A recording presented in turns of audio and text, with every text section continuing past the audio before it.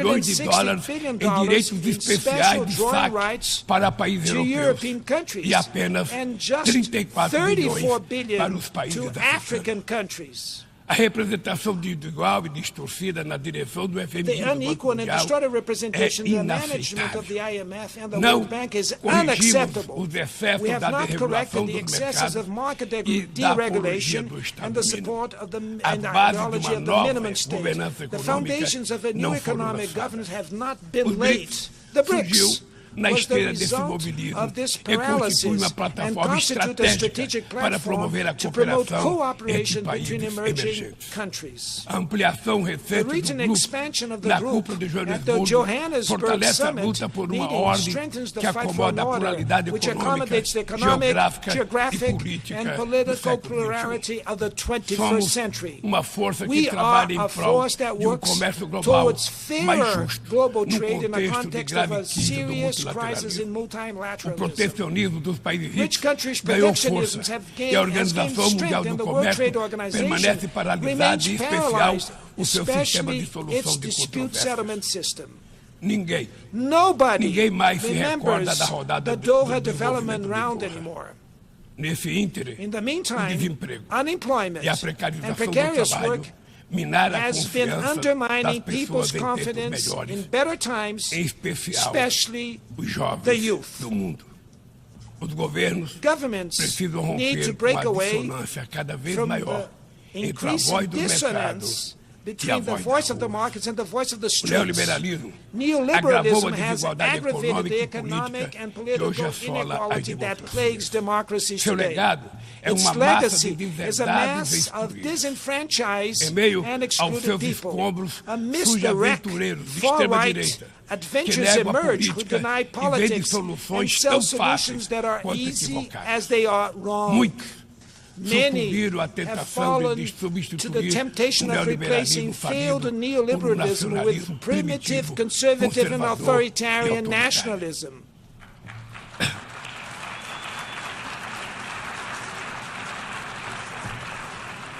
We repudiate an agenda that uses immigrants as scapegoats, undermines the welfare state, and attacks workers' rights. We need to reclaim the best humanist traditions which inspired the creation of the UN. No relevant economic or social active include policies at country education and digital levels are fundamental for promoting democratic values and defending the rule of law. Preserving press freedom is essential. A journalist like Julian Assange cannot be punished informing society in a transparent and legitimate way. Our fight is against misinformation and cybercrimes. Apps and platforms should not abolish the labor laws we fought so hard for. Upon taking over as the chair of the G20 next December, we will spare no effort to place the fight against inequality in all its dimensions at the core of the international agenda. Under the motto, building a just world and a sustainable planet, the Brazilian chair will coordinate social inclusion and fight against hunger, sustainable development, and reform of global governance institutions.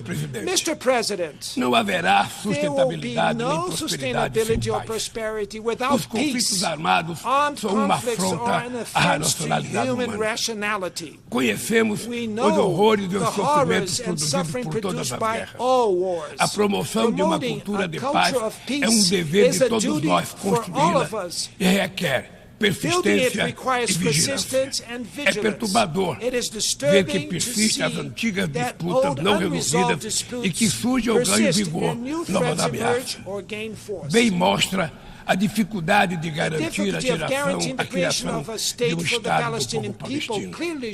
A este caso, se somam a persistência da crise humanitária no Haiti, o conflito no Iêmen, as ameaças à unidade nacional na Líbia e as rupturas institucionais em Burkina Faso, Gabão, Guiné-Conakry, Guinea, Conakry, Mali, Niger, and Sudan. In Guatemala, there's a risk of a coup d'etat, which would prevent the winner of the democratic elections from taking office. The war in Ukraine exposes our collective inability to enforce the purposes and principles of the UN Charter. We do not underestimate the difficulties in achieving peace.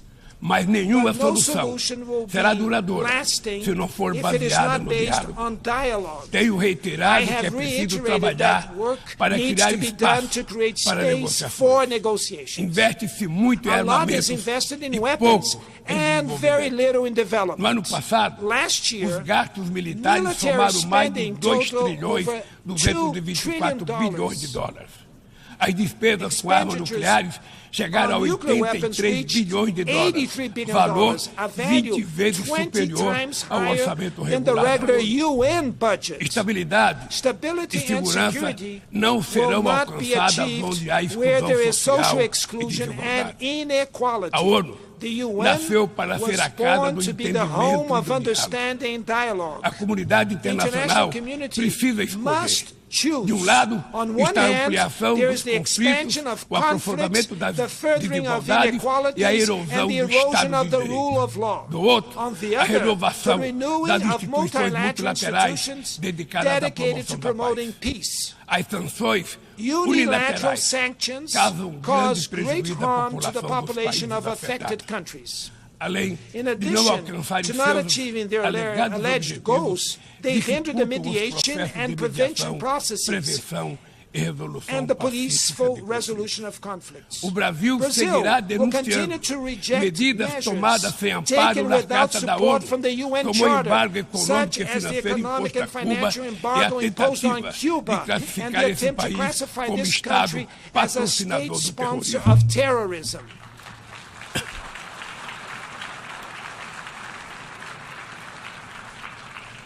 Continuaremos críticos a toda tentativa de dividir o mundo em zonas de influência e de reeditar a Guerra Fria. O Conselho de Segurança da ONU vem perdendo progressivamente a sua credibilidade. Essa fragilidade decorre, em particular, da ação de seus membros permanentes, que travam guerras não autorizadas em busca de expansão territorial ou de mudança de regime. Esta paralisia é a prova mais eloquente da necessidade e urgência de reformá-lo, conferindo-lhe maior representatividade e eficácia. Senhoras e senhores, a desigualdade precisa inspirar indignação. Indignação com a fome, a pobreza, a guerra, o desrespeito aos seres humanos. Somente movidos pela força da indignação poderemos agir com vontade e determinação para vencer a desigualdade e transformar efetivamente o mundo ao nosso redor. A ONU precisa cumprir seu papel de construtora de um mundo mais justo, solidário e fraterno. Mas só o fará se seus membros tiverem a coragem de proclamar sua indignação com a desigualdade e trabalhar incansavelmente para superá-la. Eu quero dizer muito obrigado a todos vocês.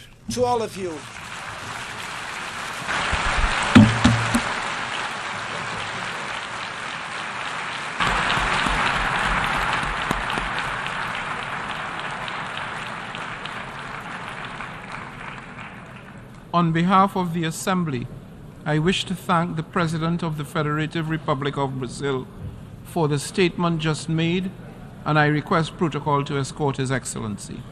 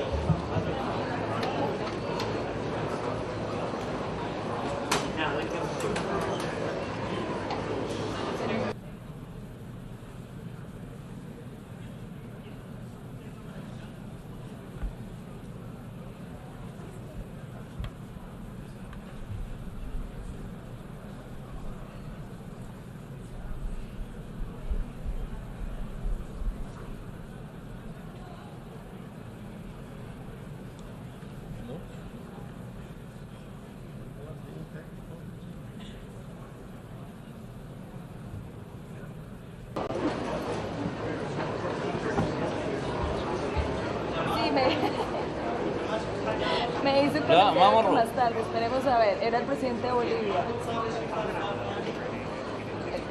Vamos a ver si nos escucha. Bueno, mira, yo me voy a quedar aquí un rato más porque comienzan a salir algunos, comienzan a moverse. Entonces, yo te voy diciendo. A ver qué hora es, espérate un momento. Estoy perdida con los tiempos, 10. Ya, 10:16 para mí, o sea, bueno, pues al mediodía, cuando tú te desconectas. To welcome His Excellency Joseph R. Biden, Jr., President of the United States of America, and I invite him to address the Assembly.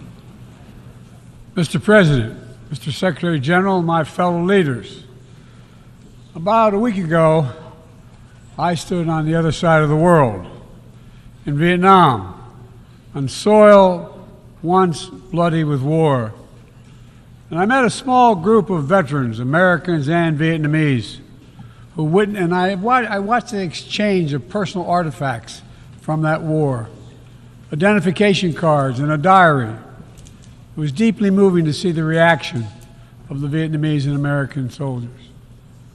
Culmination of 50 years of hard work on both sides to address the painful legacies of war and to choose to work together toward peace and a better future. Nothing about that journey was inevitable. For decades, it would have been unthinkable for an American president to stand in Hanoi alongside a Vietnamese leader and announce a mutual commitment to the highest level of country's partnership. But it's a powerful reminder that our history need not dictate our future. With the concerted leadership and careful effort, adversaries can become partners. Overwhelming challenges can be resolved, and deep wounds can heal. So let us never forget that. When we choose to stand together and recognize the common hopes that bind all humanity, we hold our hands the power to bend that arc of history. My fellow leaders, we gather once more at an inflection point in world history, with the eyes of the world upon all of you, all of us. As President of the United States, I understand the duty my country has to lead in this critical moment, to work with countries in every region, linking them in common cause, to join together with partners who share a common vision of the future of the world, where our children do not go hungry and everyone has access to quality health care, where workers are empowered and our environment is protected, where entrepreneurs and innovators everywhere can access opportunity everywhere, where conflicts are resolved peacefully and countries can chart their own course. The United States seeks a more secure, more prosperous, more equitable world for all people because we know our future is bound to yours. Let me repeat that again. We know our future is bound to yours. And no nation can meet the challenges of today alone. The generations that preceded us organized this body, the United Nations, and built international financial institutions and multilateral and regional bodies to help take on the challenges of their time. It isn't always perfect. It wasn't always perfect. But working together, the world made some remarkable and undeniable progress that improved the lives of all people. We avoided the renewal of global conflict while lifting more than 1 billion people out of extreme poverty. We together expanded access to education for millions of children. We saved 10 would have otherwise been lost to preventable and treatable diseases like measles, malaria, tuberculosis. HIV/AIDS infections and deaths plummeted, in no small part because of PEPFAR's work in more than 55 countries, saving more than 25 million lives. It's a profound testament to what we can achieve when we act together, when we take on tough challenges, and an admonition for all of us to urgently accelerate our progress so that no one's left behind, because too many people are being left behind. The institutions we built together at the end of the Second World War are an enduring bedrock of our progress. And the United States is committed to sustaining them. And this year, we're proud to rejoin UNESCO. We also recognize that to meet the new challenges of our decades-old institutions and approaches, they must be updated to keep peace with the world. We have to bring in more leadership and capability that exists everywhere, especially from regions that had not always been fully included. We have to grapple with the challenges that are more connected and more complex. And we have to make sure we're delivering for people everywhere, not just somewhere, everywhere. Simply put, the 21st century results are badly needed. They're needed to move us along. That starts with the United Nations, starts right here in this room. In my address to this body last year, I announced the United States will support expanding the Security Council, increasing the number of permanent and non-permanent members. The United States has undertaken serious consultation with many member states and will continue to do our part to push more reform efforts forward, look for points of common ground, and make progress in the year ahead. We need to be able to break the gridlock that too often stymies progress and blocks consensus on the Council. We need more voices, more perspectives at the table. The United Nations must continue to preserve peace, prevent conflict, and alleviate human suffering. And we embrace nations stepping up to lead in new ways and to seek new breakthroughs on hard issues. For example, on Haiti, the Caribbean community is facilitating a dialogue among Haitian society.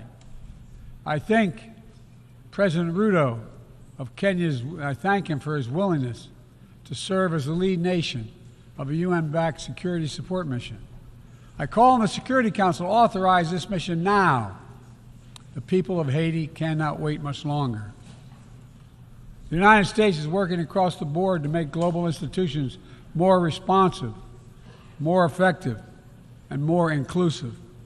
For example, we've taken significant steps to reform and scale up the World Bank, expanding its financing to low and middle-income countries so it can help boost progress toward meeting the Sustainable Development Goals and better address interconnected challenges like climate change and fragility.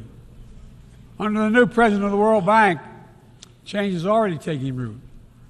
Last month, I asked the United States Congress for additional funds to expand World Bank financing by $25 billion. And at the G20, we rallied the major economies of the world to mobilize even more funding. Collectively, we can deliver a transformational boost to World Bank lending. And because the multilateral development banks are among the best tools we have for mobilizing transparent, high-quality investment in developing countries, reforming these institutions can be a game changer. Similarly, we proposed making sure developing countries have a strong voice and representation at the International Monetary Fund. We're going to continue our efforts to reform the World Trade Organization, preserve competition, openness, transparency, and the rule of law, while at the same time equipping it to better tackle modern-day imperatives like driving the clean energy transition, protecting workers, promoting inclusive and sustainable growth. And this month, we strengthened the G20 as a vital forum, welcoming the African Union as a permanent member. By upgrading and strengthening our institutions, that's only half of the picture. We must also forge new partnerships, confront new challenges. Emerging technologies such as artificial intelligence hold both enormous potential and enormous peril. We need to be sure they are used as tools of opportunity, not as weapons of oppression. Together with leaders around the world, the United States is working to strengthen rules and policies so AI technologies are safe before they're released to the public. To make sure we govern this technology, not the other way around, having it govern us. And I'm committed to working through this institution and other international bodies and directly with leaders around the world, including our competitors, to ensure we harness the power of artificial intelligence for good while protecting our citizens from its most profound risk. It's going to take all of us. I've been working on this for a while, as many of you have. It's going to take all of us to get this right. In every region of the world, the United States is mobilizing strong alliances, versatile partnerships, common purpose, collective action to bring new approaches to our shared challenges. Here in the Western Hemisphere, we united 21 nations in support of the Los Angeles Declaration on Migration and Protection, launching a region-wide approach to a region-wide challenge to better uphold laws and protect the rights of migrants. In the Indo-Pacific, we've elevated our Quad partnership with India, Japan, and Australia to deliver concrete progress for the people of the region on everything from vaccines to maritime security.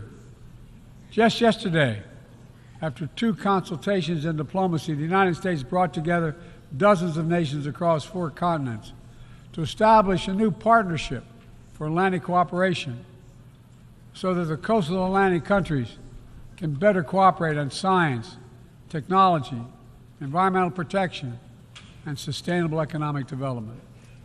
We brought together nearly 100 countries in a global coalition to counter fentanyl and synthetic drugs to reduce the human cost of this affliction, and it is real. And as the nature of the terrorist threats evolve and the geography expands to new places, we're working with our partners to bring capabilities to bear to disrupt plotting, degrade networks, and protect all of our people. Additionally, we convened the Summit for Democracy to strengthen democratic institutions, root out corruption, and reject political violence. And in this moment where democratically elected governments have been toppled in quick succession in West and Central Africa, we're reminded that this work is as urgent and important as ever. We stand with the African Union and ECOWAS and other regional bodies to support constitutional rule. We will not retreat from the values that make us strong. We will defend democracy, our best tool to meet the challenges we face around the world. And we're working to show how democracy can deliver in ways that matter to people's lives. The Partnership for Global Infrastructure and Investment addresses the enormous need and opportunity for infrastructure investment in low and middle income countries, particularly in Africa, Latin America, and Southeast Asia. Through strategic, targeted public investments, we can unlock enormous amounts of private sector financing. The G7 has pledged to work with parties to collectively mobilize $600 billion in infrastructure financing by 2027. The United States has already mobilized more than $30 billion to date. We're creating a race to the top with projects that have high standards for workers, the environment, and intellectual property while avoiding the trap of unsustainable debt. We're focusing on economic corridors that will maximize the impact of our collective investment and deliver consequential results across multiple countries and multiple sectors. For example, the Libido corridor will extend across Africa from the western port of Angola to the DRC to Zambia, boosting regional connectivity and strengthening commerce and food security in Africa. Similarly, the groundbreaking effort we announced at the G20 to connect India to Europe through the UAE, Saudi Arabia, Jordan, and Israel will spur opportunities and investment across two continents. This is part of our effort to build a more sustainable, integrated Middle East. It demonstrates how Israel's greater normalization and economic connection with its neighbors is delivering positive and practical impacts, even as we continue to work tirelessly to support a just and lasting peace between the Israelis and Palestinians, 2 states for 2 people. Now, let me be clear. None of these partnerships are about containing any country. They're about a positive vision for our shared future. When it comes to China, I want to be clear and consistent. We seek to responsibly manage the competition between our countries so it does not tip into conflict. I've said we are for de-risking, not decoupling with China. We will push back on aggression and intimidation and defend the rules of the road, from freedom of navigation to overflight to level economic playing field that have helped safeguard security and prosperity for decades. But we also stand ready to work together with China on issues where progress hinges on our common efforts. Nowhere is that more critical than accelerating the climate crisis, than the accelerating climate crisis. We see it everywhere.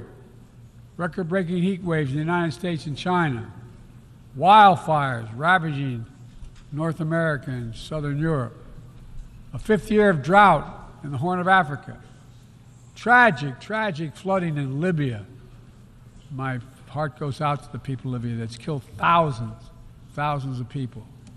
Together, these snapshots tell an urgent story of what awaits us if we fail to reduce our dependence on fossil fuels and begin to climate-proof the world. For one day, my administration, the United States, has treated this crisis as an existential threat from the moment we took office, not only for us, but for all of humanity. Last year, I signed into law in the United States the largest investment ever anywhere in the history of the world to combat the climate crisis and help move the global economy toward a clean energy future. We're also working with the Congress to quadruple our climate financing, to help developing countries reach their climate goals and adapt to climate impacts. And this year, the world's on track to meet the climate finance pledge that made under the Paris Agreement, $100 billion to raise collectively. But we need more investment from public and private sector alike, especially in places that have contributed so little to global emissions, but face some of the worst effects of climate change, like the Pacific Islands. The United States is working directly with the Pacific Island Forum to help these nations adapt, build resilience to the climate impacts, even as we lead the effort to build innovative new partnerships that attack the global challenges from all sides.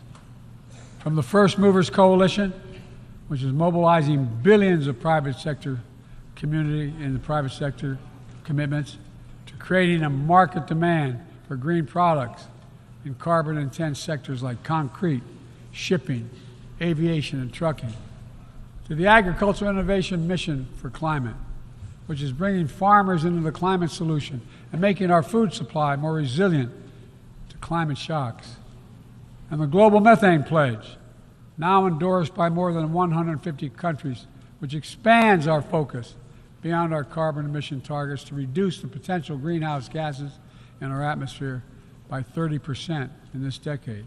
It's all within our capacity.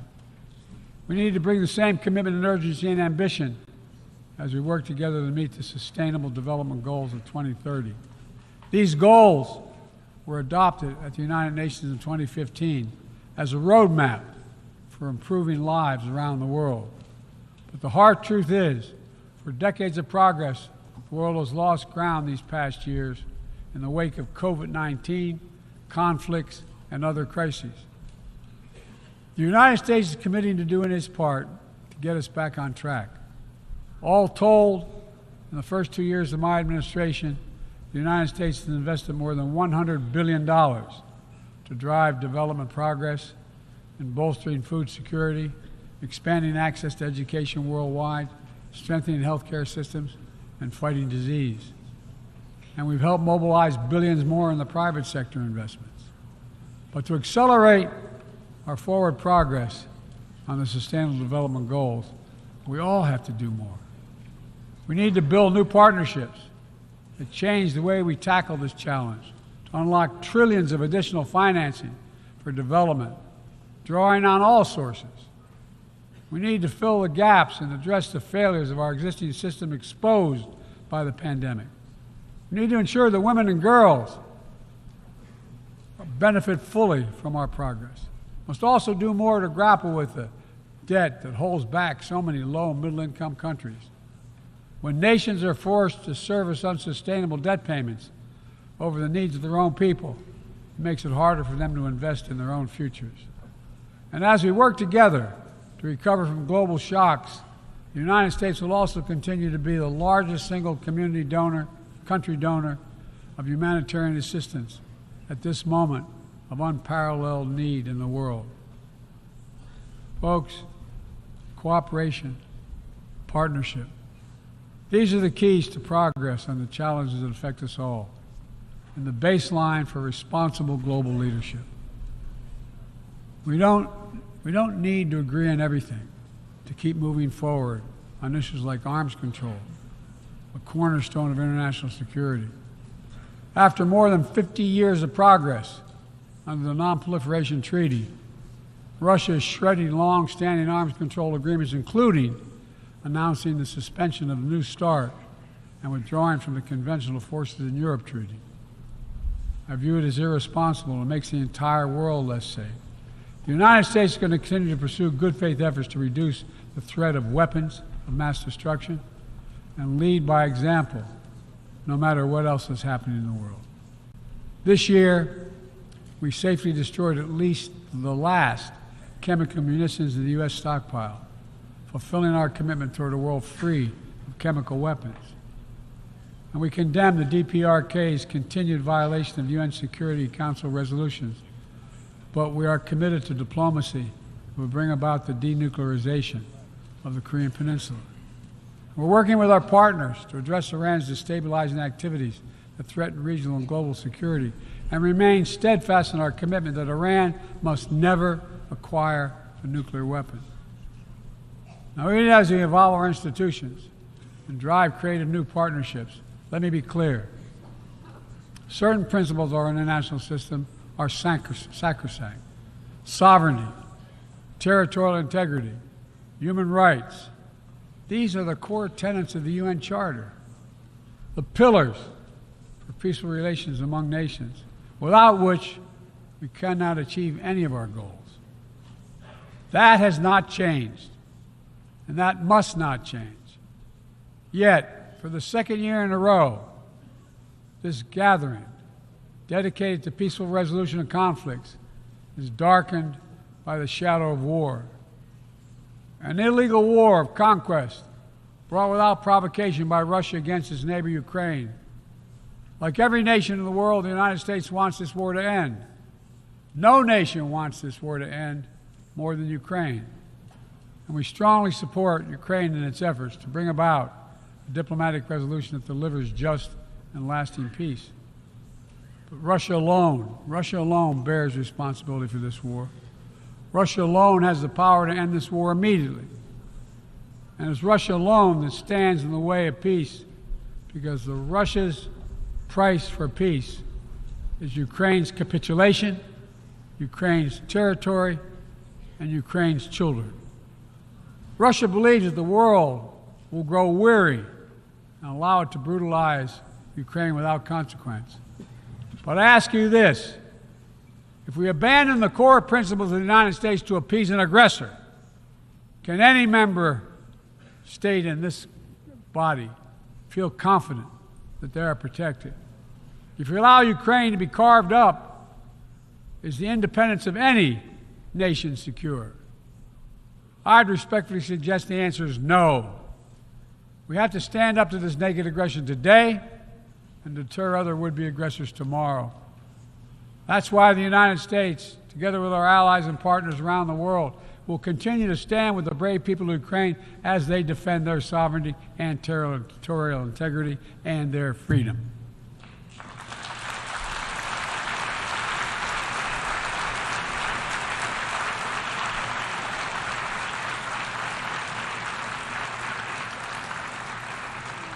It's not only an investment in Ukraine's future, but in the future of every country that seeks a world governed by basic rules that apply equally to all nations and uphold the rights of every nation, no matter how big or small.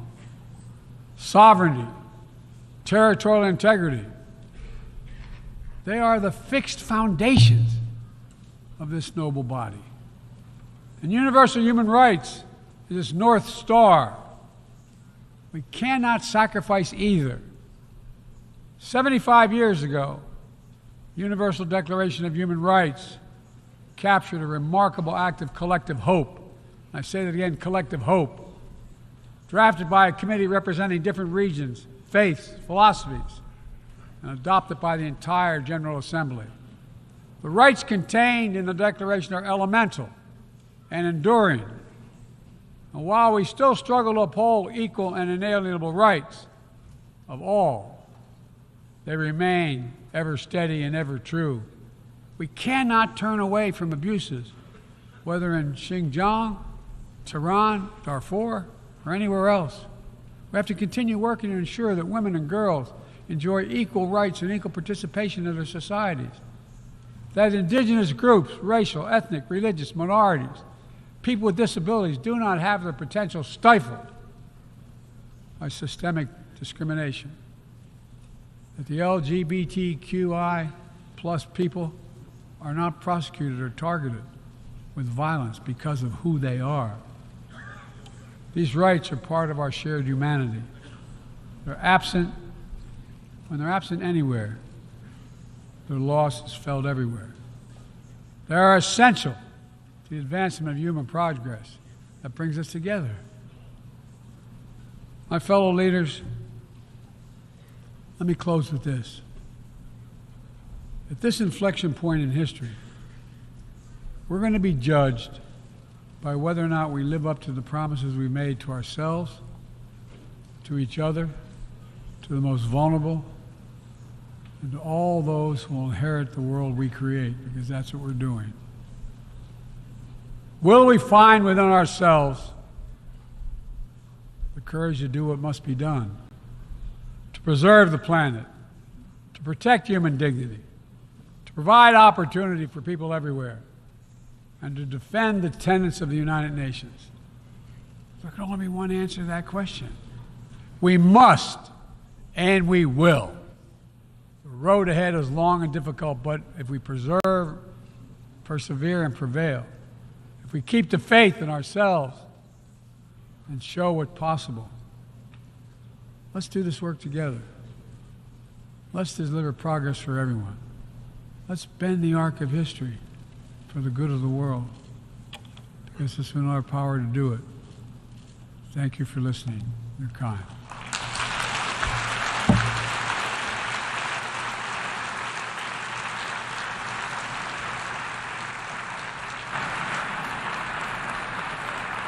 On behalf of the Assembly, I wish to thank the President of the United States of America for the statement just made, and I request protocol to escort His Excellency.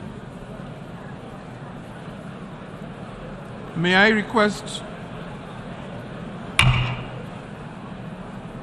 request representatives to remain seated while we suspend the meeting for 5 minutes before resuming to hear the next speaker.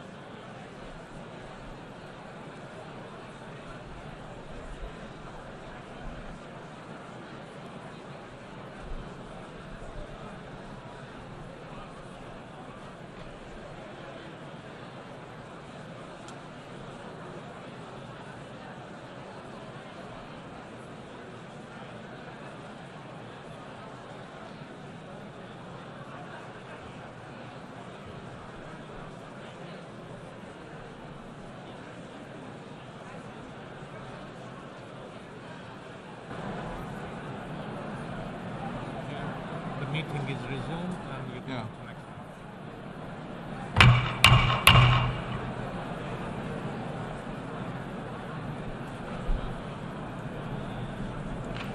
Excellencies, ladies and gentlemen, the meeting is resumed.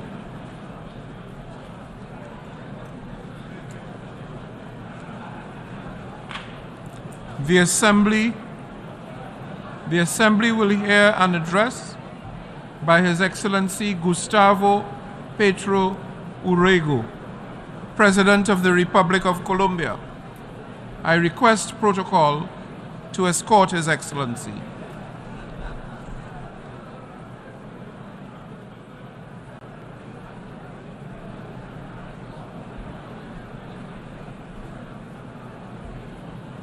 On behalf of the General Assembly, I have the honor to welcome His Excellency Gustavo Petro Urrego, President of the Republic of Colombia, and invite him to address the Assembly.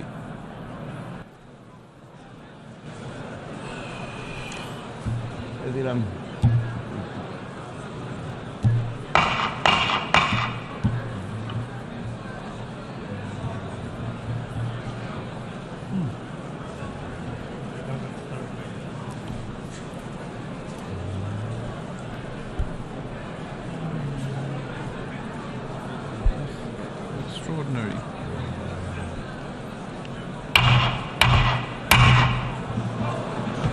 Sorry. I have to repair the gavel.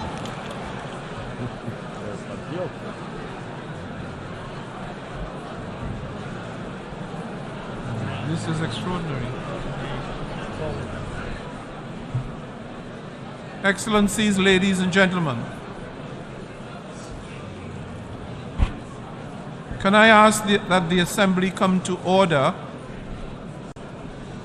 to receive the statement of His Excellency Gustavo Petro Urrego, President of the Republic of Colombia. Thank you. Gracias, Antonio. Thank you. Antonio, Dennis, mi esposa Verónica y Antonella, mi hija menor, aquí presentes. And my youngest daughter Veronica here. Pasé por Santiago de Chile hace una semana, desde ahí viene mi viaje para conmemorar los 50 años de un golpe brutal, homicida, sanguinario contra el presidente Salvador Allende. Luego llegué a mi país, un barrio popular de Medellín, donde antes la mafia seducía a jóvenes para entregarles la posibilidad de aprender programación de computadores. Luego llegué a La Habana, país injustamente bloqueado, al que un presidente de mi país sugirió y lo logró que se le incluyera en la lista de países terroristas solo porque había ayudado a hacer la paz en Colombia. Y ahora vengo aquí, compañeras y compañeros, a leer este discurso. En este año que ha pasado desde el último discurso que di en Naciones Unidas, no hemos visto sino profundizar lo que los ricos reunidos en Davos llamaron la policrisis. La guerra sigue. El hambre continúa. La recesión aumenta y la crisis climática ha mostrado sus dientes como nunca, llevándose decenas de miles de vidas y calentando las tierras y los mares como nunca. Ha sido un año en que la humanidad ha perdido y ha avanzado sin titubeos los tiempos de la extinción. Todas estas crisis son en realidad una, la crisis de la vida. Pareciera que la dirigencia mundial se hubiera enemistado con la vida. La crisis de la vida se expresa en un indicador aterrador. Ha iniciado desde lejos, desde los rincones más alejados del planeta, desde los últimos lugares, una marcha silenciosa de gentes, de culturas diferentes que se mezclan en los caminos. como en una pintura de infinitos matices. Los colores se van mezclando en una marcha incontenible. Una multitud de todos los colores avanza por trochas, por mares, por selvas. Va configurando una especie de obra de arte en el lienzo de la tierra.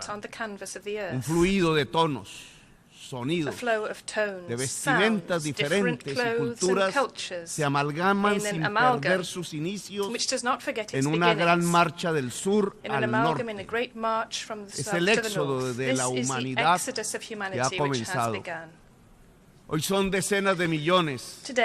Mañana, según la ciencia, en el año 2070 habrán alcanzado 3.000 millones. Huyendo de sus lugares queridos porque serán inhabitables.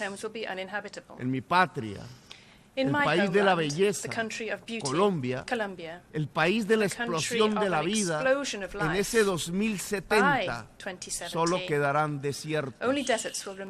Los pueblos irán al norte, ya no atraídos por las lentejuelas de la riqueza, sino por algo más simple y vital, el agua. Como desde los inicios milenarios de la humanidad, los pueblos irán a donde queda algo de agua líquida, hacia el norte.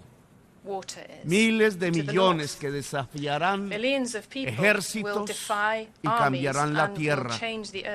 El éxodo de los pueblos hacia el norte mide con exactitud la dimensión del fracaso de los gobiernos. Este año que ha pasado ha sido un tiempo de derrota de los gobiernos, de derrota de la humanidad. Ha crecido el éxodo en la frontera. Han puesto perros, galgos a correr tras inmigrantes. Han puesto gente de a caballo a perseguir con látigos en la mano, con cepos y cadenas. Han construido cárceles.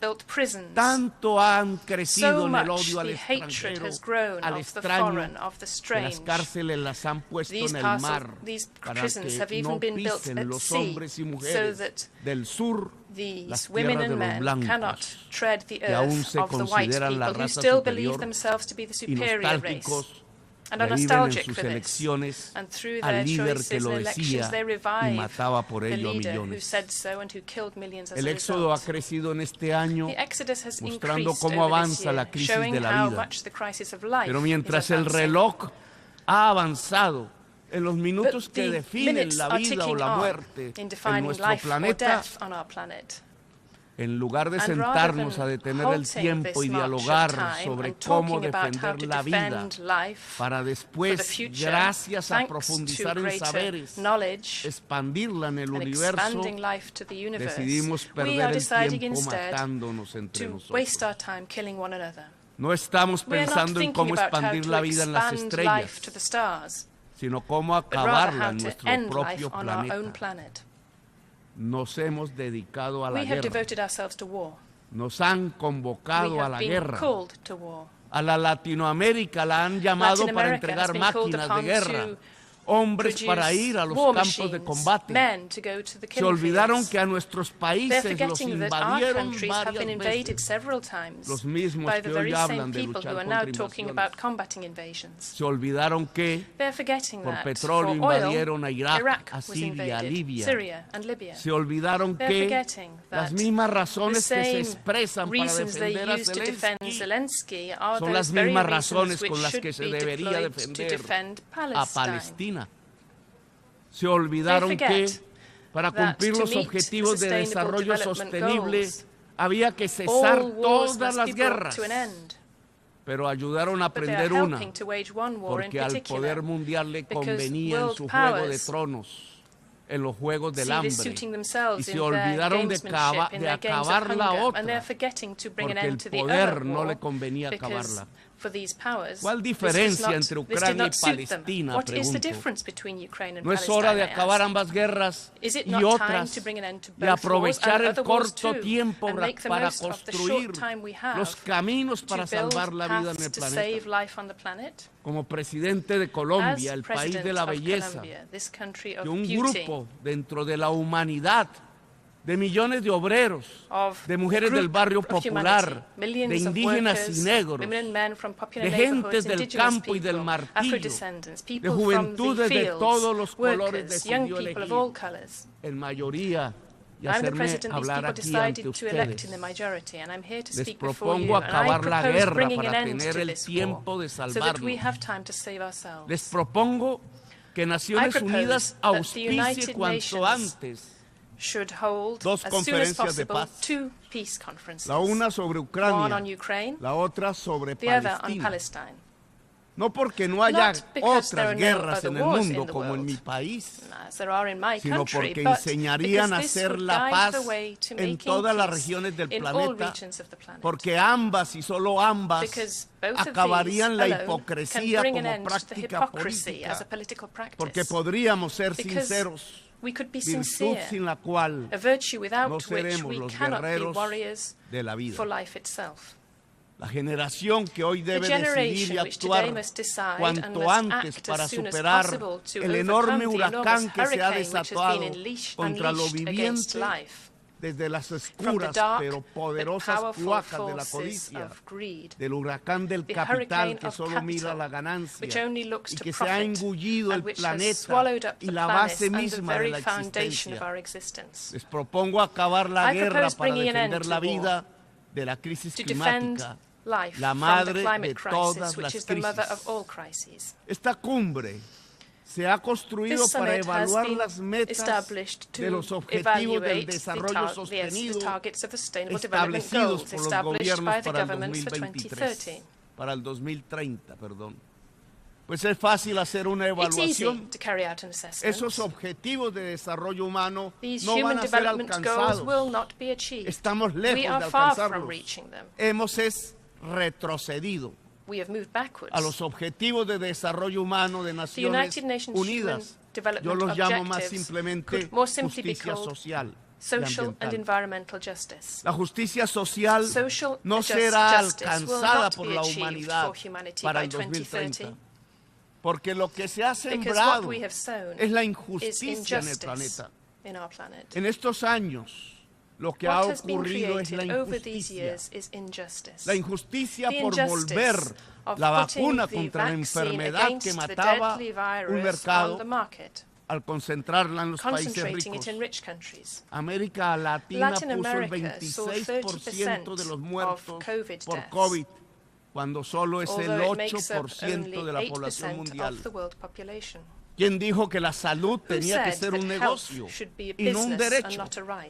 Murieron millones de viejos y de gente porque la vacuna fue una mercancía y no un bien de la humanidad. Incumplieron su propia promesa de financiar la adaptación al cambio climático. No tienen 100.000 millones de dólares para entregar a los países y defenderlos de inundaciones, tormentas y huracanes, pero sí tienen en un solo día para que se maten rusos y ucranianos entre sí. Ahora no se necesitan 100.000 millones, se necesitan 3 billones de dólares para superar la crisis climática, y la cuenta asciende en cada segundo de la tierra. Sembraron injusticia, señores, y por detener a campesinos cultivadores de cannabis y hoja de coca, en vez de enfrentar la soledad en que viven las juventudes de sus propios países, los países del mayor poder económico y militar de la historia de la humanidad, entonces han pasado a las drogas de la muerte, al fentanilo. Querían una guerra contra las drogas de la juventud rebelde que se opuso a la guerra del Vietnam, la marihuana y el LSD de los hippies, y terminaron por conducir a su sociedad a la droga del neoliberalismo y la competencia, la droga del yuppie de Manhattan, la cocaína. Y encerraron a millones de negros y latinos en frías cárceles privatizadas.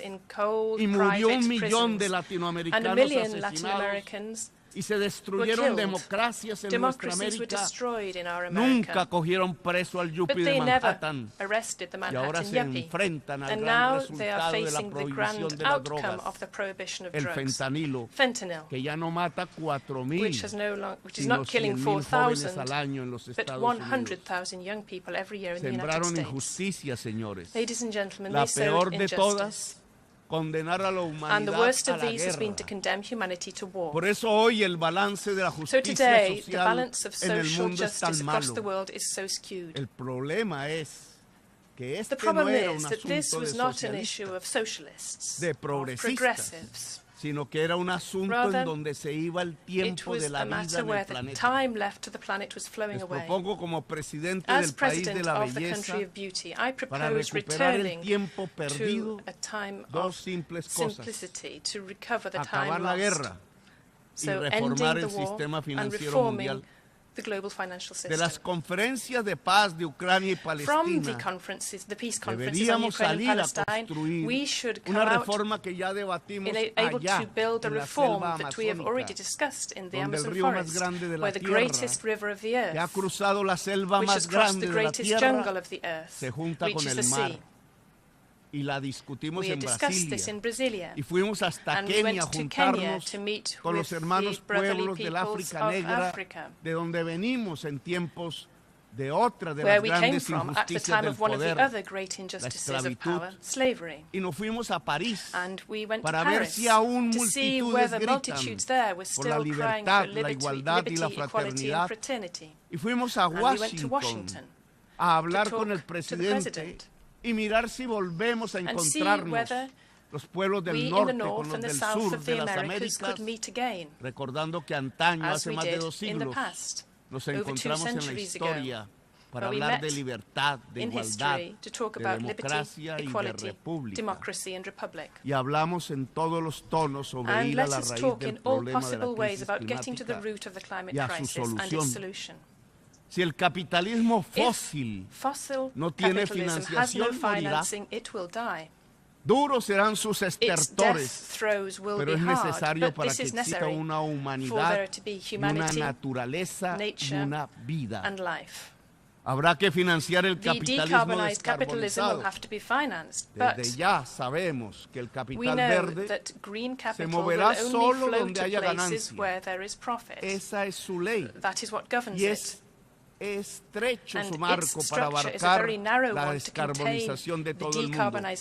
Se equivocan quienes desde los gobiernos y el poder aún creen que la crisis climática, la de la vida, se superará con algunos créditos a bon marché. Ilusos proponen que los países de la tierra que ya están sobreendeudados por la enfermedad y la codicia puedan adquirir más créditos para superar un problema que solo las chimeneas del norte produjeron.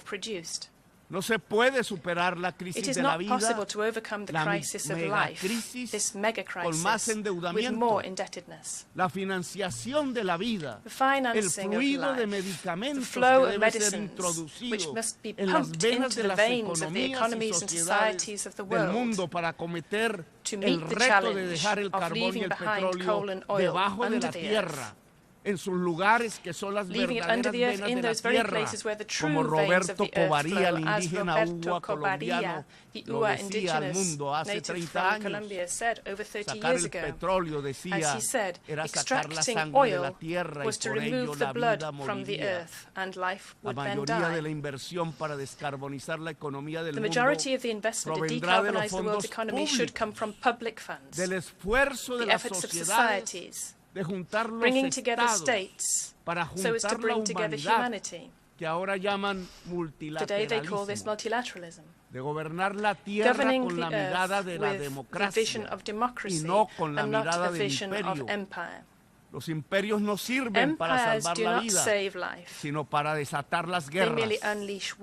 La megacrisis de la vida se resuelve con una democracia que alcance el nivel global, una democracia más profunda, que no debe temer articular los estados y las sociedades y planificar el gran plan Marshall de la revitalización del planeta.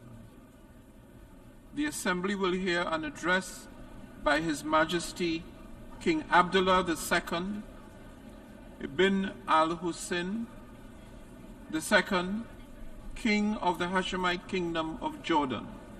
I request protocol to escort His Majesty.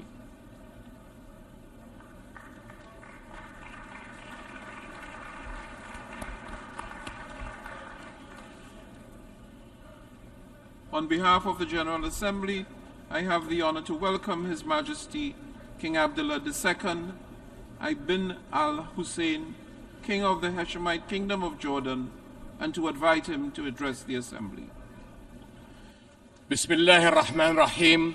Mr. President, Secretary General, Excellencies, when human catastrophes seem beyond description, we turn to the appalling statistics. This year around the world, more than 345 million people face food insecurity, daily hunger, or starvation. Among the most vulnerable are 108 million refugees, people who have been forcibly displaced from their homes and ways of life. And 40% of these refugees are children, the most defenseless of all. Yet these numbers cannot really convey the tragedy or the failure. Refugees are our brothers, our sisters. They look to our countries to help end the crises that have driven them from home. Refugees are mothers, fathers, grandparents who have made perilous journeys to save their families. They are young people with big dreams and little children who deserve the chance to dream big. They depend on the international community for their survival, and multiple UN agencies provide vital services to help meet the need. But in recent months, one by one, these agencies have been delivering difficult news. A severe shortfall in international funds has forced them to cut support. Is this what we've come to? Is the international community going to watch as refugee families find themselves forced to send their children to work instead of school? In Jordan, where refugees make up over 1/3 of our 11 million population, cuts have already thrown the lives of hundreds of thousands of refugees into uncertainty. The impact of such humanitarian shortfalls is never limited to a country or a region. Fear and want bring on sharp increases in the number of refugees fleeing to Europe and beyond, on journeys that too often end in tragedy. My friends, Jordanians are serious about our duty to those in need. We have done everything we can to secure a dignified life for refugees. Nearly half of the almost 1.4 million Syrians we host are under 18 years of age. For many of them, Jordan is the only place they have ever known. Over 230,000 Syrian children have been born in Jordan since 2011. We are sharing precious resources to help them meet basic needs: food, energy, and especially water.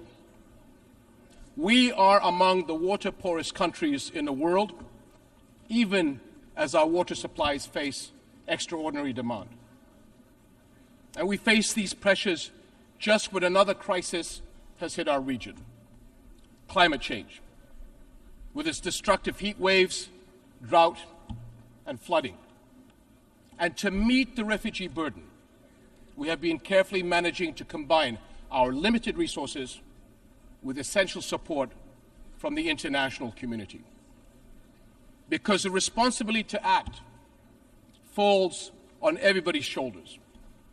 Because the world cannot afford to walk away and leave a lost generation behind.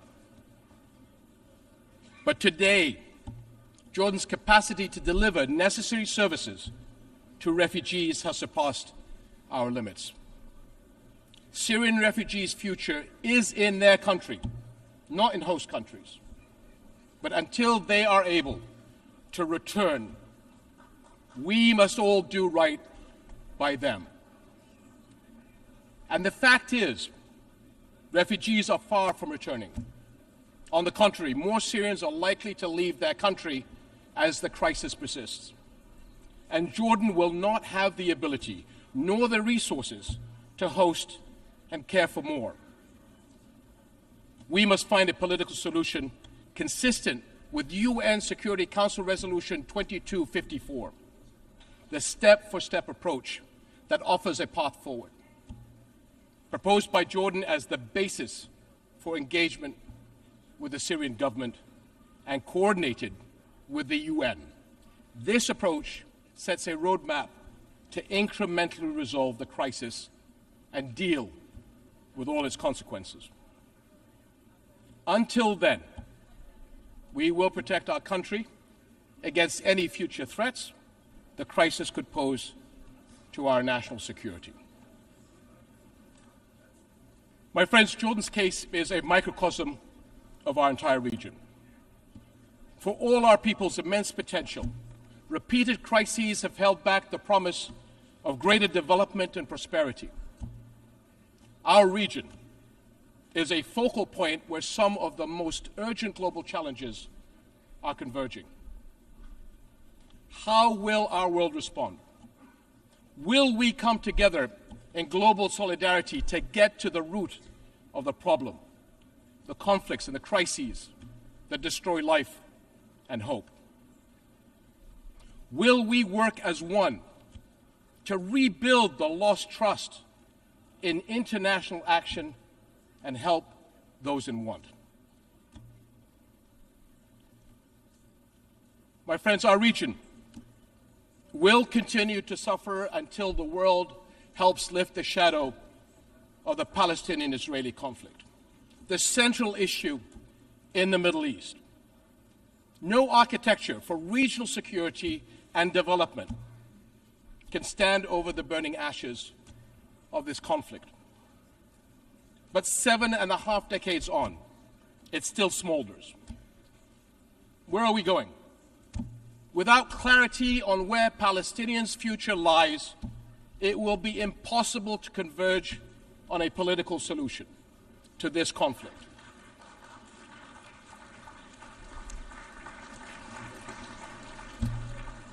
Five million Palestinians live under occupation. No civil rights, no freedoms of mobility, no say in their lives.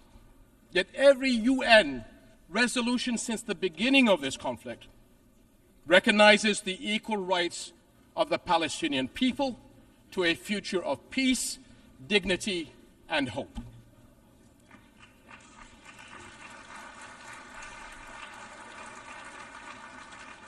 This is the heart of the two-state solution, the only path to a comprehensive, lasting peace. We can see the Israeli people actively defending and engaging in the expression of their national identity. Yet the Palestinian people are deprived of that same right to express and fulfill their own national identity. The basic requirement for that right is the establishment of their own independent and viable state on the June 4th, 1967 lines, with East Jerusalem as its capital, living alongside Israel in peace, security, and prosperity. And delaying justice and peace has brought endless cycles of violence. 2023 has been the deadliest for the Palestinian people in the past 15 years. How can people trust in global justice while settlement building, land confiscations, and home demolitions continue? Where is the global solidarity to make UN resolutions believable by people in need of our help? Jerusalem is a flashpoint for global concern. Under the Hashemite custodianship of Islamic and Christian holy sites, Jordan remains committed to safeguarding the city's identity, but preserving Jerusalem as the city of faith and peace for Islam, Christianity, and Judaism is a responsibility that we all share. And we must not abandon Palestinian refugees to the forces of despair. Sustainable funding is urgently needed by UNRWA, the UN agency that provides vital relief, education, and health services to millions of Palestinian refugees. And this is essential to protect families, keep communities stable, and prepare young people for productive lives. We must protect young Palestinians from extremists who prey on their frustrations and hopelessness by making sure they continue to learn at the schools under the blue flag of the United Nations, as the alternative will be the black flags of terror, hate, and extremism. My friends, we come together here as partners to deal with our challenges and shape a better future. We speak here for our people. We speak for families and the younger generations. We speak for victims of conflict, displacement, hunger, climate challenge, disasters, and more. They are not mere statistics. They are our fellow human beings sharing our world. Only by restoring trust, only by acting in solidarity, will we create the future all our peoples desire and deserve. We cannot allow for a lost generation on our watch. Thank you. I wish to thank the King of the Hashemite Kingdom of Jordan for the statement just made, and I request protocol to escort His Majesty.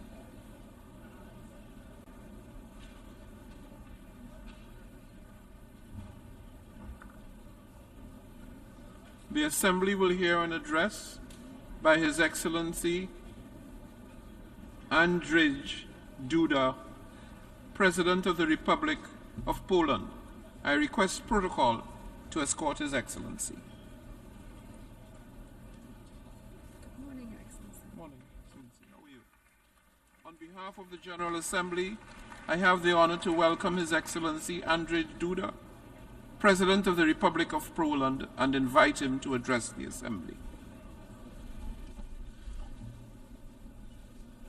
Distinguished Mr. President, Mr. Secretary General, Excellencies, honorable delegates, I wish to congratulate His Excellency Mr. Denis Francis on his election to the honorable function of the President of the 78th United Nations General Assembly.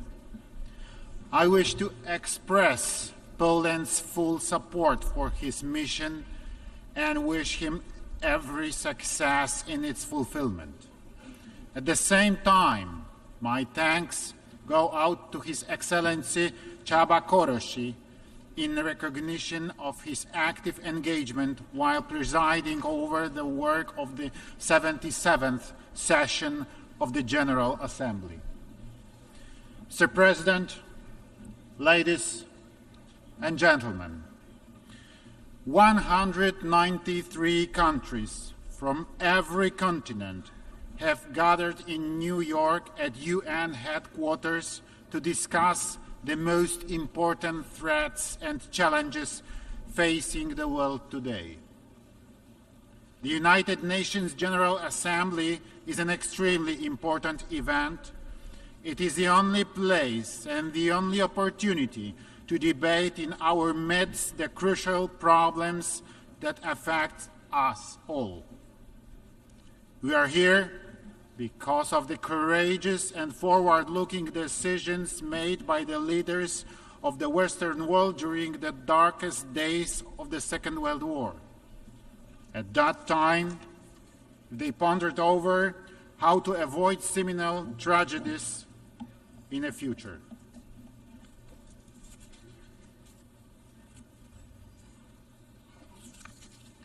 The leaders of the United States and Great Britain, President Roosevelt and Prime Minister Churchill, and soon the other countries of the anti-Hitler coalition, including Poland, signed the Atlantic Charter.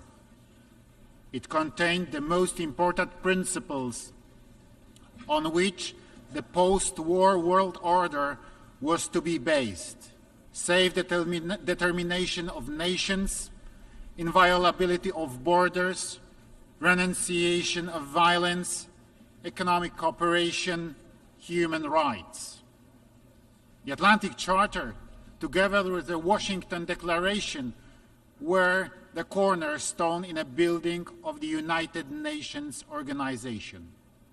Ladies and gentlemen, today once again, it befell on us to live in dangerous times. As a result of Russia's full-scale aggression on Ukraine, hundreds of thousands of people lost their lives or suffered injuries. Millions were forced to flee their own home country, and hundreds of millions worldwide are facing the specter of famine and serious economic disruptions. Russia's brutal aggression brought immense global problems in its aftermath. It put to a test international world order. Costs of those barbarian actions, humanitarian, material, and environmental, are incalculable and still growing. For long, world peace has never been as threatened as it is today. We, Poles, know fully well that peace is not to be taken for granted. September in the history of my home country is a special month. On 1st September 1939, Nazi Germany invaded my homeland, Poland. The Second World War broke out. On 17th September 1939, we received a blow from another direction. The Soviet Union also made an onslaught on Poland. In the wake of the alliance between Hitler and Stalin, Nazi Germany and Soviet Russia, Poland lost its independence, was wiped out from the map of the world, and subjected to extremely brutal occupation.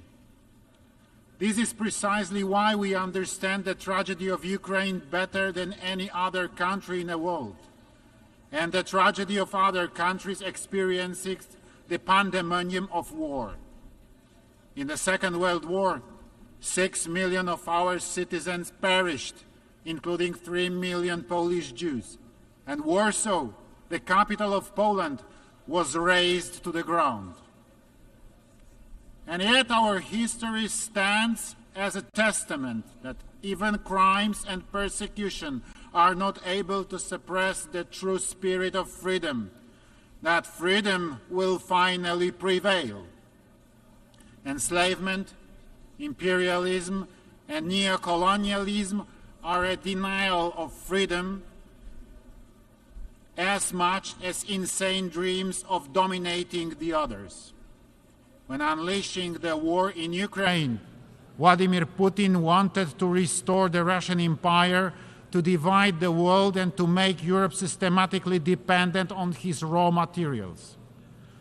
He has not succeeded. It is my firm belief that he will no longer succeed. Ladies and gentlemen, today the world needs courageous and visionary leaders. The late President of Poland, Lech Kaczyński, with whom I had the honor to cooperate, was such a leader. The leader who a dozen of years ago was trying to shake the conscience, to appeal to politicians, to warn of imperial policy of Vladimir Putin's Russia. Let me recall at this point his seminal words said in Tbilisi at the height of Russian aggression on Georgia in 2008. For the first time in a long time, Russians have shown the face we have known for hundreds of years. They believe that the nations around them should be subjected to them. We say no. Russia believes that the old days of the empire that collapsed less than 20 years ago are coming back. That domination will again be feature of our region. Well, it will not. Those days are over, once and for all. Yes, today, in this very place, at the United Nations headquarters, I wish to reiterate, those days can never return. The logic of conquest, changing borders by force, disregarding the law, and denying the Ukrainian people their right to exist must be stopped. This brutal war must end and not be converted into a frozen war. This can only be done by restoring the full territorial integrity of Ukraine within its internationally recognized borders. Ladies and gentlemen, Poland's position in the face of any war is clear and straightforward. We demand absolute respect for internationally recognized national borders. The inviolability of these borders is a fundamental element of the world order. Today, the victim is Ukraine. Tomorrow, it could be any one of us if we do not follow these ironclad rules, if we do not insistently enforce compliance with international law. Forgotten and unpunished war crimes, crimes against humanity, build a sense of impunity among the perpetrators.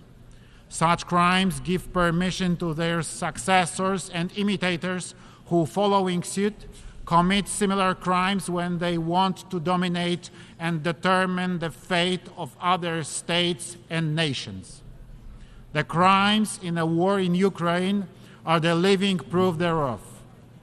That is why we are engaged in initiative to hold Russia accountable for gross violations of fundamental norms of international law. We strongly support the work of the International Criminal Court and the International Court of Justice. We support the work of the Independent International Commission under the UN Human Rights Council to investigate violation of human rights and humanitarian law in the context of Russian aggression, and to collect, verify, and preserve evidence. We support the idea of establishing an ad hoc special tribunal. The crimes must be accounted for and the perpetrators punished. Ladies and gentlemen, information wherefore goes on. Lie is used to cover up and justify Russian crimes on civilian population.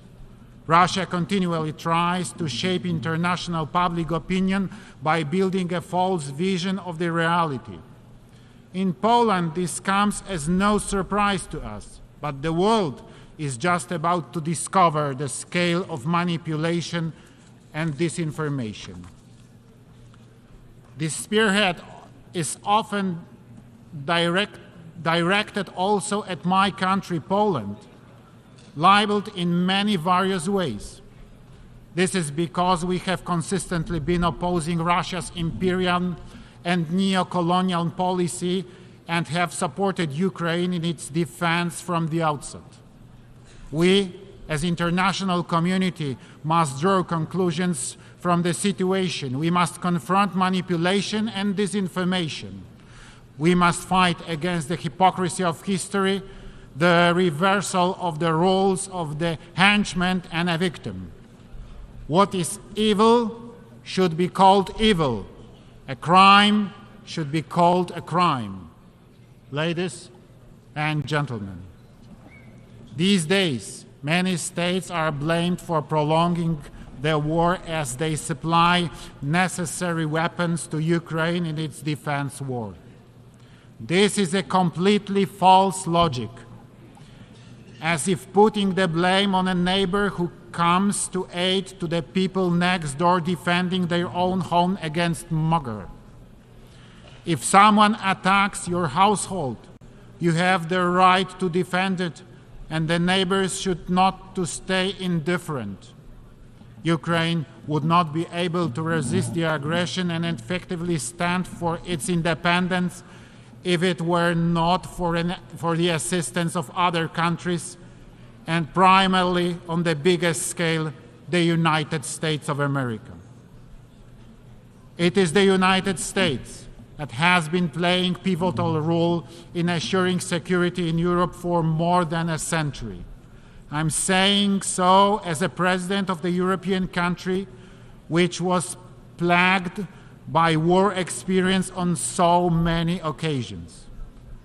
It must be remembered that the engagement of the United States in the First World War led it to an end, as much as to the restoration of independence by Poland and by other countries of the Central and Eastern Europe. The United States played a pivotal role in defeating Nazi Germany. Without the US support, neither the United Kingdom nor the Soviet Union would have been able to resist Hitler. Finally, the United States was instrumental in the reconstruction of Western Europe in the aftermath of war and in fending off the threat posed by the Soviet Union throughout the Cold War. It is too often that Europe tends to forget that it owes its security and prosperity to the US commitment and presence. In Poland, we recall this very well. That is why Poland's top priority for the time of our presidency of the European Union in the first half of 2025 will be enhancing transatlantic relations and cooperation between the EU and the United States of America. Ladies and gentlemen, Poland has never had colonies, the fact of which we are proud. We emphasize it on all occasions. Instead, my home country was many times brutally attacked, destroyed, and used by the neighbors with their imperial ambitions. For 123 years, Poland disappeared from the maps of the world. That is why we understand very well the countries that suffered colonialism and the challenges they need to confront. Wherever the international community is in need, Poland is always ready to respond to the call and without any hesitation. We provide assistance in many corners of the world. Despite the war in the immediate neighborhood, we will continue our support to the Eastern Partnership countries. We continue to focus on countries of the sub-Saharan region. We are present in the Middle East. Given the refugee crisis caused by the war in Syria, Poland's assistance to Iraq, Lebanon, Palestine, and Jordan will be maintained. Poland will also continue its humanitarian support. Many places around the world are facing worsening food crisis. The situation is most difficult in Africa, where 1 in 5 people is suffering from hunger.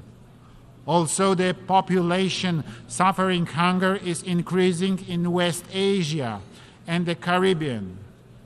Today, an estimated 2.4 billion people lack sustainable regular access to food, of which some 900 million face severe food insecurity. Therefore, in 2022, we in Poland have supported the World Food Fund activities in Africa, the Middle East and Asia, including Lebanon, Afghanistan, Tajikistan and Syria. We found our activities mainly through multilateral channels as well as through Polish NGOs and their local partners. Poland fully recognizes the ambitions of the African Union to play an even more active role in the on the global stage. Ensuring peace and development in Africa will be facilitated by good and cost-effective governance and the development of democracy on the continent. We respect African solutions to African problems, standing ready to share the experience we have gained in the difficult but successful transformation of our economy. Ladies and gentlemen, Poland is a country of freedom and solidarity. It is known worldwide for the great solidarity movement, which not only stood for workers' rights, but also for freedom and fundamental values. The movement which brought together millions of people courageously defied an evil and changed the course of modern history, bringing about the fall of communism. We are extremely proud of our solidarity. Upon Russian aggression on Ukraine, the Poles have once again illustrated that solidarity is not only the great history, but that solidarity lives in us. Millions of my compatriots committed themselves to bring aid to the people fleeing the nightmare of war. In the very first days of the war, many journalists were coming to Poland and invariably asked me, "Where are the refugee camps?" And my response was, "There are not any. There are not." There was no talk about camps. We hosted our guests in our own homes. We also had the honor of hosting many world leaders who came bringing humanitarian aid, including the United Nations Secretary General and other United Nations high-ranking officials. Thank you for your support and for your presence. Greater solidarity must come as a response to the evil, the war, and aggression. Without solidarity, there will be no lasting peace. Ladies and gentlemen, the world today needs more solidarity. We believe that the idea of solidarity-based development, which we hold so dear, is a beacon for security and prosperity. Poland is ready to take on concrete measures to support the United Nations operation undertaken to confront the most fundamental global challenges and threats, social and economic crisis. We wish to support the idea of just transition of economic and social changes that will not lose sight of the human dimension so that nobody is left behind. We believe that our experience as the leader of Central Europe, the fifth economy in the European Union, and the largest state in a Three Seas initiative can prove valuable, and many countries which vary in degrees of economic and social development. We are ready to share with our partners from around the world not only our experience in the process of economic transformation, but also specific technologies that many Polish companies have available. Poland is proud to have been elected as a member of the United Nations Economic and Social Council for the 2024-2026 term. A key priority for our ECOSOC membership will be to draw the international community's attention to the impact of global crises, such as armed conflicts, the energy crisis, the COVID-19 pandemic, and climate change, their impact on socio-economic development.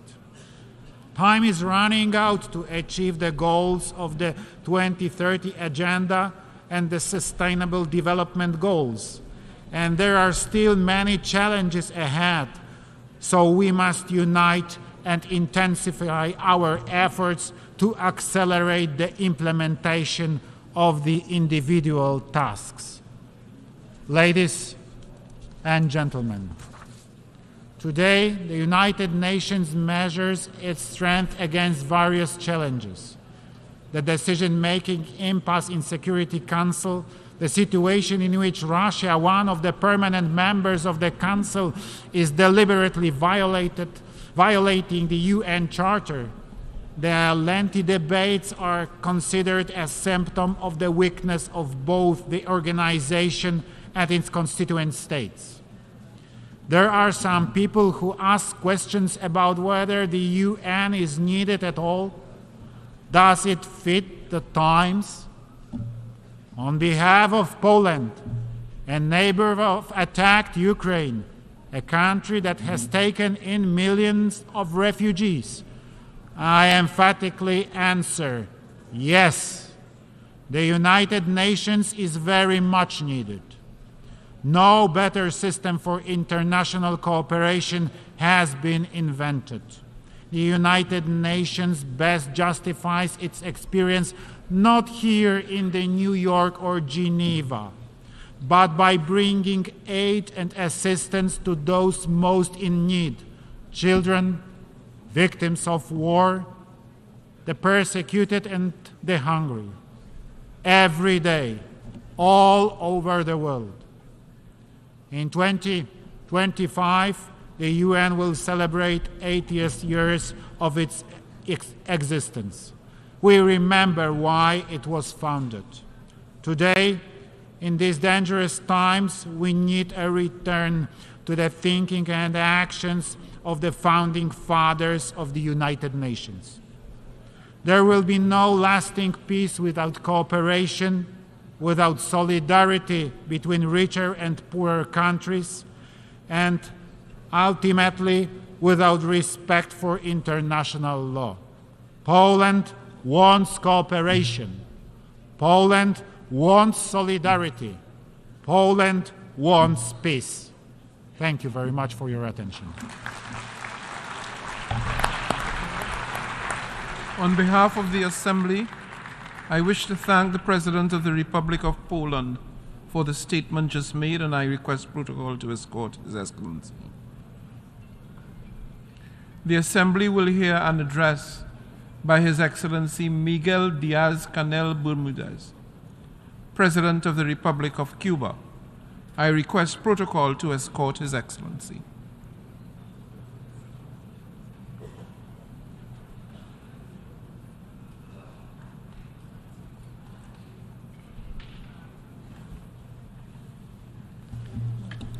On behalf of the General Assembly, I have the honor to welcome His Excellency Miguel Diaz-Canel.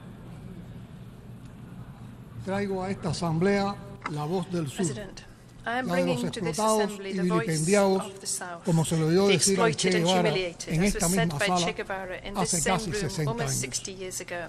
Pueblos diversos con We are a problemas diverse comunes. group of nations Lo sharing the acabamos de same confirmar en La problems. We Habana, have just confirmed that que in se Havana, honró en acoger la which was cumbre honored to de host the líderes y summit otros of leaders altos and other high representantes del grupo de los representatives of the 77 y China, G77 and China, la agrupación de which is naciones the más most representativa, representative, broad amplia y diversa and que diverse existe representation en la that esfera exists in the multilateral. multilateral arena. Durante 2 días During prácticamente sin those two descanso, más virtually de 100 tireless days, representantes de more las than 134 134 naciones from que integran el 134 grupo nations making up the group levantaron sus voces raised their para demandar voices cambios que ya no to pueden call for posponerse changes that can más no longer be en el postponed injusto, in the midst irracional of y this abusivo orden unjust, económico irrational and internacional abusive que ha international profundizado economic order año that tras year año after year las has enormes deepened the desigualdades enormous entre una minoría de inequalities between a naciones muy minority desarrolladas of y una well-developed mayoría nations que no logra and a superar majority el that has eufemismo not managed de to naciones get rid of the en euphemism desarrollo. of developing Peor aún, nations.